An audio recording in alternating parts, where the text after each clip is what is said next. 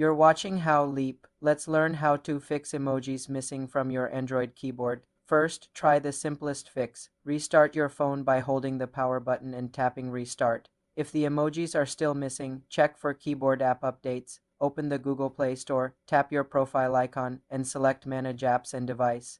Under Updates Available, see if your keyboard app, like GoBird, has an update and install it. Next, ensure emojis are enabled in your keyboard settings. Open any app and tap to bring up the keyboard. Look for a gear or smiley icon to open keyboard settings. In GoBird, tap the three dots for more, then go to Settings, Preferences, and ensure the emoji key is toggled on. If the issue persists, clear the keyboard app's cache and data. Go to your phone's settings, apps, find your keyboard app, tap storage and cache, then tap clear cache. Do not clear data unless necessary, as it resets the app. If you recently installed a new theme or font, it may have removed emojis.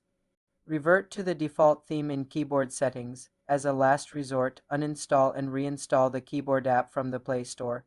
If the problem is system-wide, check for an Android OS update in Settings, System, Software Update. For more simple computer tutorials, subscribe to the channel.